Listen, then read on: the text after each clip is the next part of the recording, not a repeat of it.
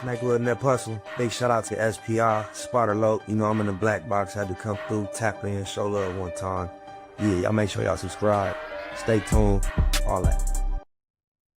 Everybody talking about Gucci Mane and Pooh Shiesty. They got the boy Govan Hernandez. I believe that's how you say his name. He on Cam Capone. Shout out Cam Capone. It's my partner. And he say that Gucci Mane made 20, I think he say 20 million off Pooh Shiesty and didn't give him nothing. So, you know, Pooh Shiesty crashed out, no doubt. He didn't put enough thought into his decision whatsoever, bro. Yeah, can't advise nobody to go out like that. That was a very unwise decision. But just keeping it a Google to say you don't understand his motivation, somebody get you for 20 million? Sting 2 million, 200,000, bro. $20 million. And all you keep hearing is reports, Forbes, all he has, and you see all he's doing. And I think the parents, they say like 25 million, but I just figure, hey, the constant, consistent, continuous content creation campaign continues. So with no further ado, let's see what old boy say they've been up to. Now I gotta figure this layout because when I share the screen and when I watch back, it's like I don't be on the screen, huh? It's like even when I talk, you don't see me. They got so many options on this motherfucker. I gotta figure it out. You know, and I've been hearing, you know, the last day or two that things trying to get worked out. Atlantic, the record company, they done stepped in and they trying to work things out. You know, they Pooh is the biggest artist that they have over there, especially rap.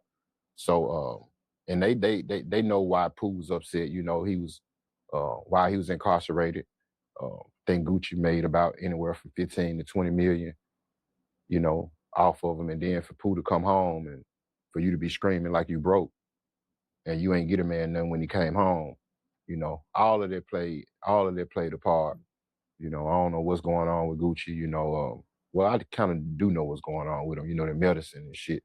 I think that's affecting his thought process and the way he moved, you know. I don't know if he be missing doses of his medication or what, but this ain't the same Gucci from back in the day.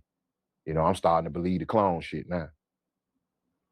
Okay. He said that, but I could recall back in the day, 20 years ago, Gucci Mane was having issues where he needed to be medicated and was doing things that was hard to explain. So for him to say that ain't the Gucci from back in the day, that's kind of confusing.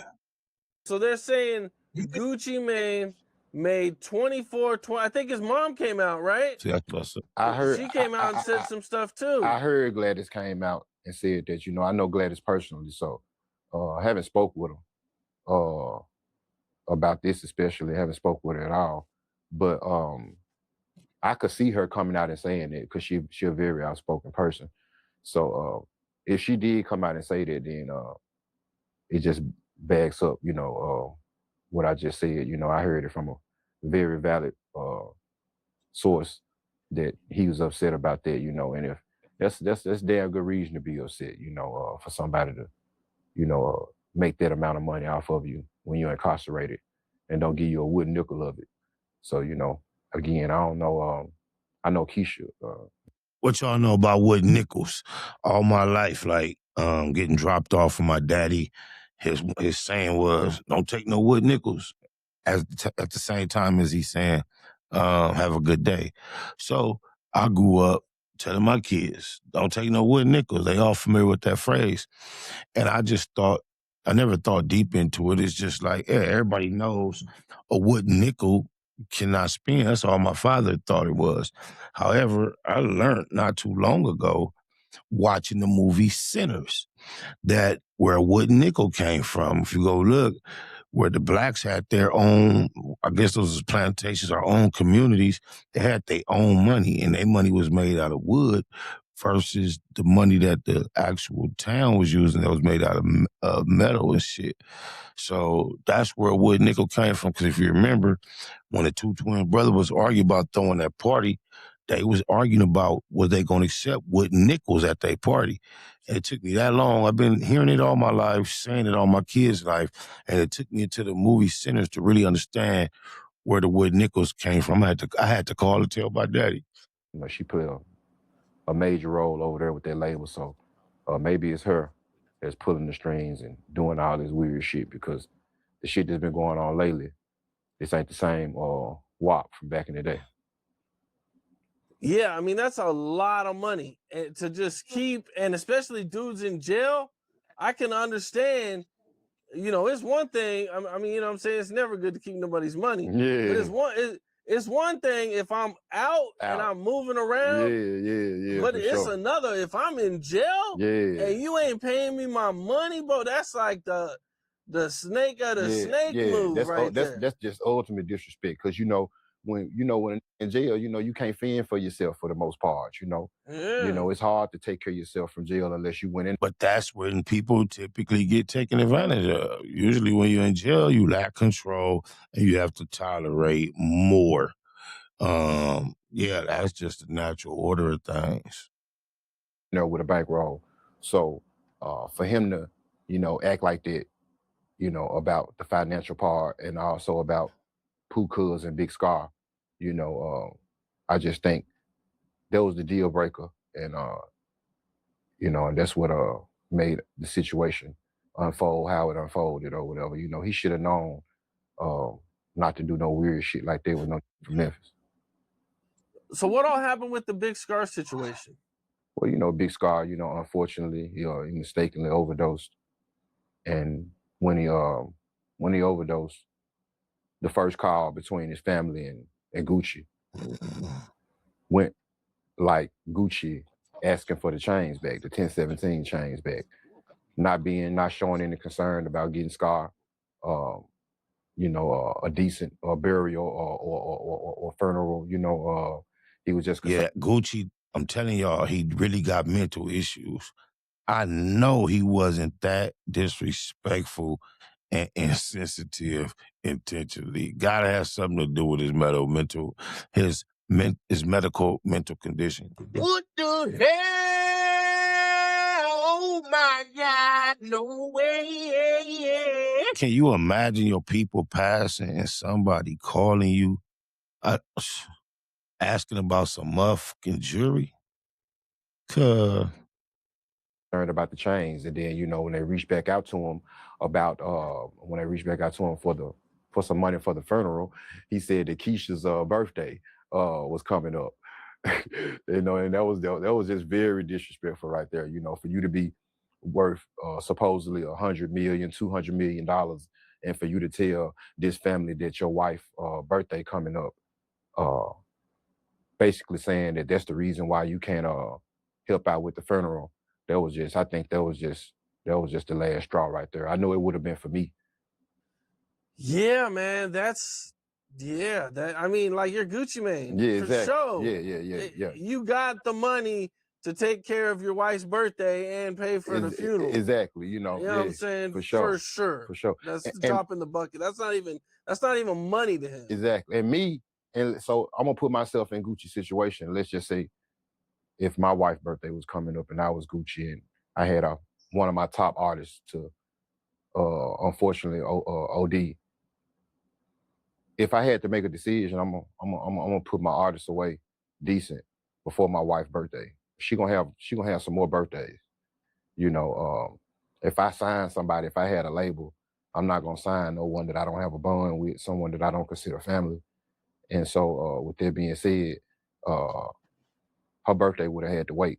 If one of my closest friends, one of my artists die, we got to make sure they get taken care of before something. I mean, that seemed just. People say she got a strange control over Gucci, and I couldn't imagine a woman being that inconsiderate about a birthday when there's actually a death involved, a grieving family that you are highly obligated to. I mean, I don't understand how that one can really interfere with the other. Gucci just really is burnt out, bro, and I don't think he be doing it on purpose. Cuz ain't got it all. Stupid ass birthday. Man, I hear that, man. Now you were saying that there was a deal that Pooh Shiesty had on the table for $5 million. Well, he just got $5 million they gave him that for the publishing deal. And he had another deal that they was about trying to work out, some type of branding deal. But Atlantic had included Gucci in the deal. I know. I bet you that Brandon deal got something to do with mask. I bet you. Pooh Shiesty mask. Shiesty didn't agree with it. So that was part of the conversation, part of the meeting. They was gonna have that conversation supposedly at that meeting, but you know, things went different. Other people had other plans. Okay, now, from what it looks like to me, is that the cops were called the second Pooh Shiesty left the studio. That's, I mean, yeah, I could go with that, you know, and a lot of people they disagree because the charges, it took a couple months for them to materialize, but how the feds work, you know, let's just go with that theory that they were called immediately.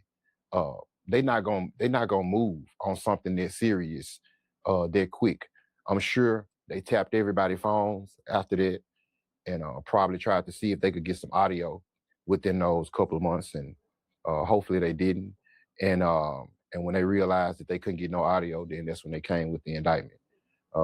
That's the we're looking for something bigger too, possibly. Yeah, or looking for something bigger, you know. So you know, with that being said, and you know, the feds, they move how they move, and they move when they, you know, when they want to move, and they decided to come and make that arrest on April Fool's Day. It wasn't no coincidence. That was strategic.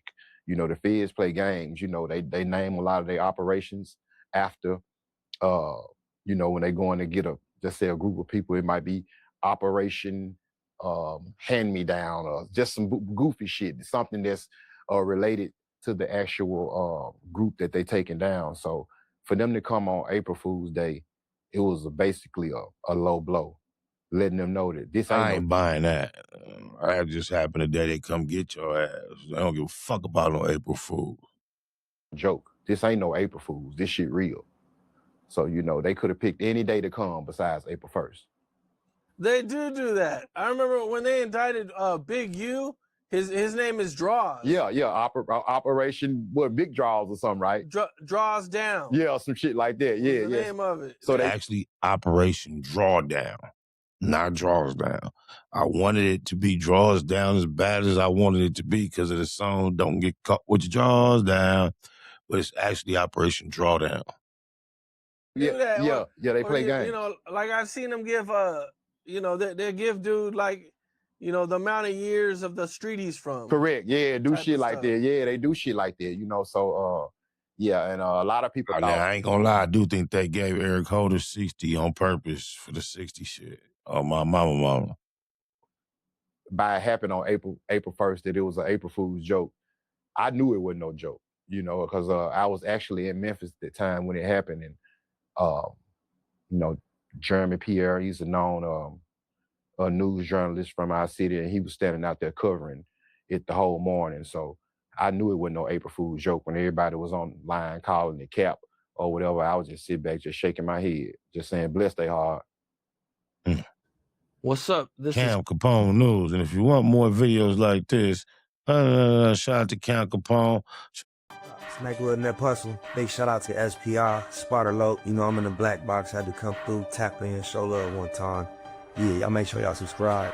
Stay tuned. All that.